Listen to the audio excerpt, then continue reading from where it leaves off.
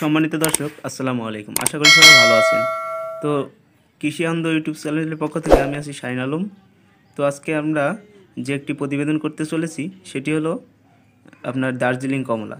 তো দার্জিলিং কমলা কীভাবে আপনারা সংগ্রহ করতে পারবেন সেই নীতি নির্দেশনার জন্য আমরা এই প্রতিবেদনটি তৈরি করেছি। তো এই দার্জিলিং কমলা চারা কিন্তু মূলত বাংলাদেশে বাণিজ্যিকভাবে এখনও চাষ শুরু হয় নাই, যার কারণে অনেক কৃষক হয়তোবা ভয় পাচ্ছেন যে অরিজিনালি কি কমলা কি ধরবে কি ধরবে না। অবশ্যই ধরবে, কারণ আমরা এইটি যখন বাংলাদেশে প্রথম আসে সেখনই আমরা এটি স্যাম্পল হিসাবে কয়েকটি গাছ লাগিয়েছিলাম। লাগায়ে এই যে এত সুন্দর যে আপনার দার্জিলিং কমলা ধরে তা দেখে আমরাও মুগ্ধকার হয়ে গেছি। তো এই দার্জিলিং কমলা পাকলে একবারে যে আপনার অরিজিনাল হলুদ যে কালারটি সেটি পেয়ে যাবেন।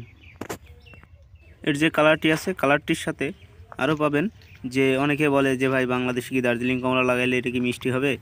অবশ্যই মিষ্টি হবে, কারণ আমরা পরীক্ষামূলকভাবে কিছু গাছ পুঁতেছি, পোতার পরে যে আপনার দার্জিলিং কমলা ধরেছে অবশ্যই প্রচুর মিষ্টি হয়েছে। এর যে রস অরিজিনাল আপনি ধরতে পারবেন না, যে ইন্ডিয়া থেকে যেটি আসে দার্জিলিং কমলা সেটি আর এটি কি পার্থক্য আছে কোনো?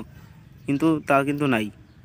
আমরা দার্জিলিং কমলার বিষয়ে অনেকেই বলছে যে কমেন্টে বলছে যে ভাই আমাদের হলো বাংলাদেশের মাটিতে কি দার্জিলিং হবে? কিন্তু এটি কিন্তু হবে। তো দর্শক, এই দার্জিলিং কমলার চারা আপনারা অবশ্যই সংগ্রহ করতে পারেন। সংগ্রহ করার জন্য আমাদের স্ক্রিনে যে নাম্বার আছে নাম্বারে যোগাযোগ করতে পারেন। আর যদি কার মানে দেখে বাগান দেখে চারা নেওয়ার ইচ্ছা থাকে অবশ্যই চলে আসবেন। আমাদের যে যোগাযোগের নাম্বার দেওয়া আছে ডিসপ্লেতে ঠিকানা দেওয়া থাকে, এই ঠিকানায় আপনারা যোগাযোগ করে অবশ্যই এই বাগান দেখতে পারেন।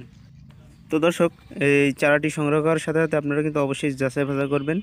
অবশ্যই আপনারা জানেন বাংলাদেশে অনেক নার্সারি আছে যে হলো আপনার যে লেবুর চারা দিয়ে বলে যে দার্জিলিং কমলার চারা, অবশ্যই বলে মালটার চারা।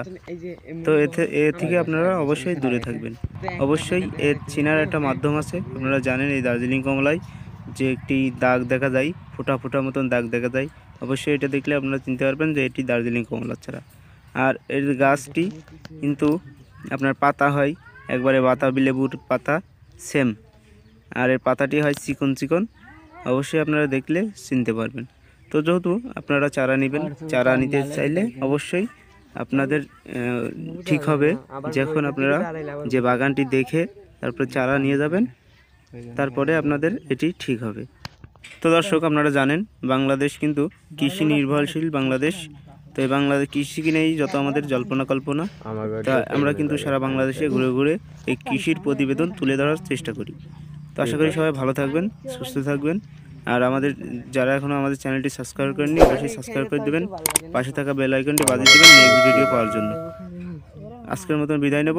আশা করি সবাই সুস্থ থাকবেন। আল্লাহ হাফেজ।